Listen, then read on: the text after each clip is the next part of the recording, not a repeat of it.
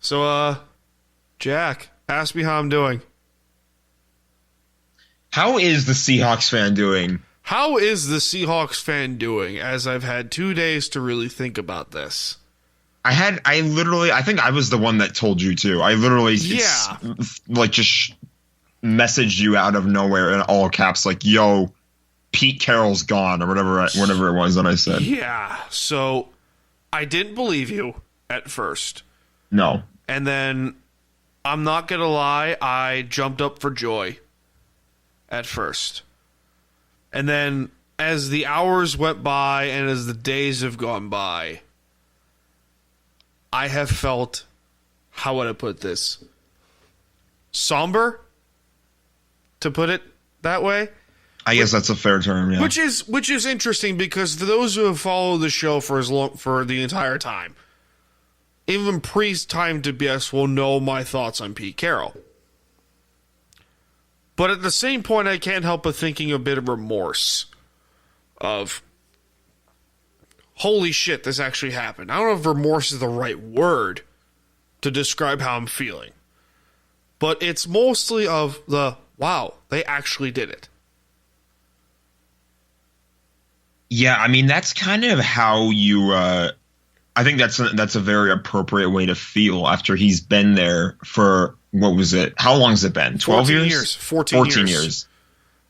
And it's like the change had to happen, it felt like, at this point. Oh, I'm not going to argue that. The change had to happen. The change had to happen. I've been arguing this for 7 years. There have been talks in recent years, especially like with the power struggle that happened between Pete Carroll and Russell Wilson and how all that went down.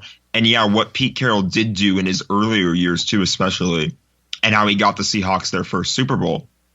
Obviously, that can't be discounted, but at the same time, these last few years, you could argue he has not done terribly, but the Seahawks haven't moved forward at all in the slightest. Yeah, so like they missed the playoffs this year. Last year, I think they were out in the first round. They were out in the first. Well, here's my argument that I've always brought up the last couple of years. Your entire division's going to get better next year. Pretty much. The Rams are going to get better. The already have gotten better. I don't know what we're. That's going to be a whole different discussion. That's enough of you right now. The Niners are going to get infinitely better in the next couple of years, assuming they don't go into a cap wall. And then there's the Cardinals. They're the mystery in this division, aren't they? They really are. So, not only is your entire division getting better, the entire conference in the NFC is getting better. The entire NFC is going to get better. And the defense, which you pride yourself on as a defensive head coach, which is your specialty, if they were to how would I put this? They were 28th in total defense this year. They were last against the rush. Not only were they last against the rush, but they were fourth in sacks in the entire league, first in pressures, 27th against the pass. Am I wrong with that? But they're bottom 5 in almost every single statistical category on defense. I actually have no idea how to verify that. But, I mean, I'm sure you could look up Pro Football Focus. I mean, that's what you guys use.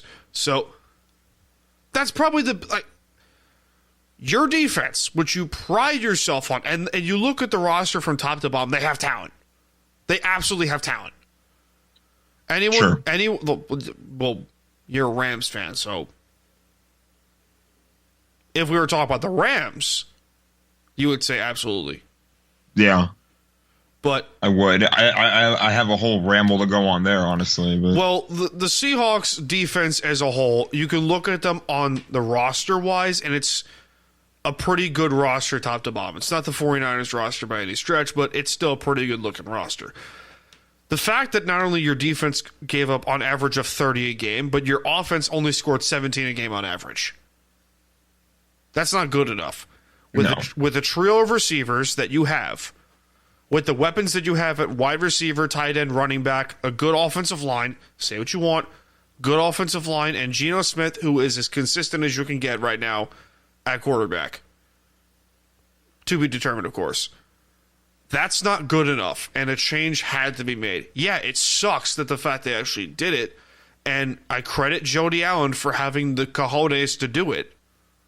When, let's be honest, her brother would not have done this. Paul Allen would not have done this. No. And I think too, when back to like kind of your earlier point as well, I think it can be a little bit.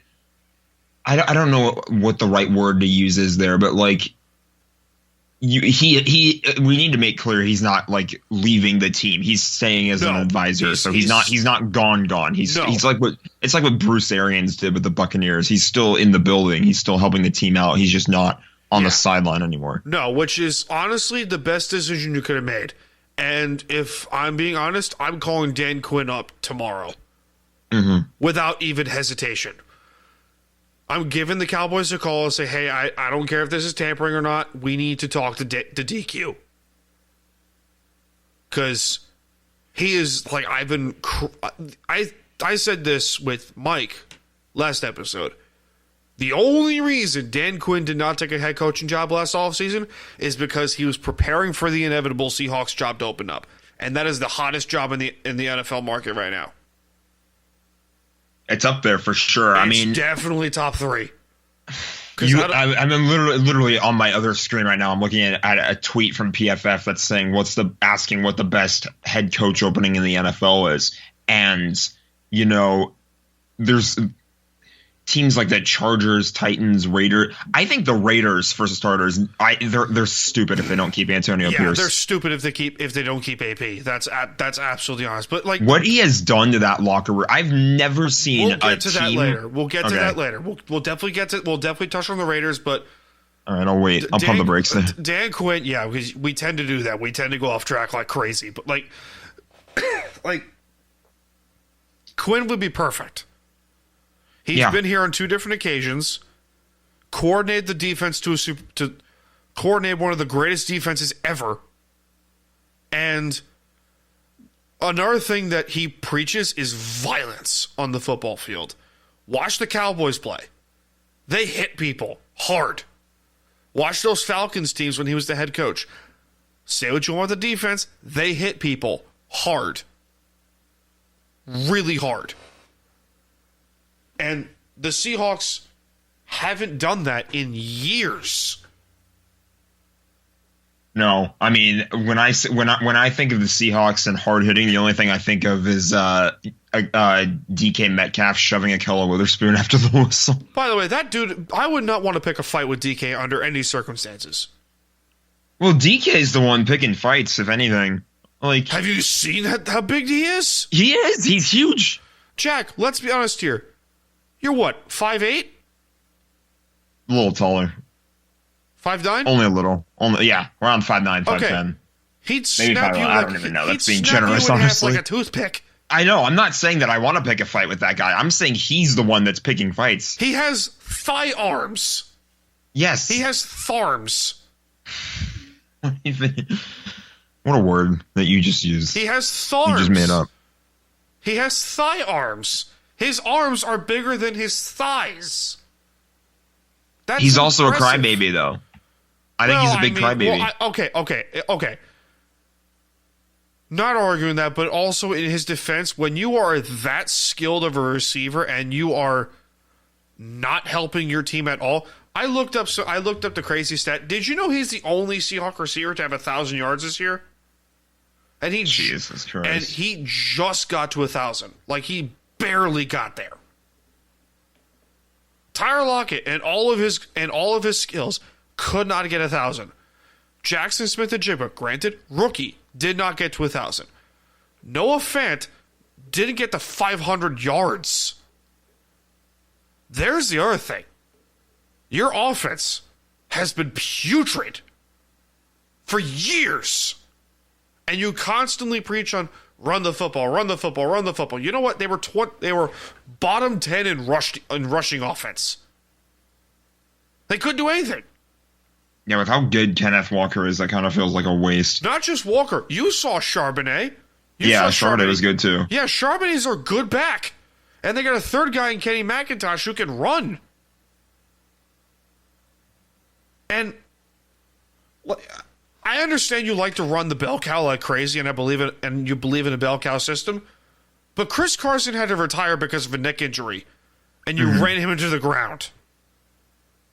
Marshawn Lynch had to retire twice because you ran him into the ground. Granted, he could have done it. He literally came back to the Seahawks. He came back to the Seahawks, and they could do nothing with him. Nothing. And you ran this guy into the ground. Again, I could get mad. I could. But I'll end this conversation with change had to be made. As much as it sucks, this had to be done. It had to be done.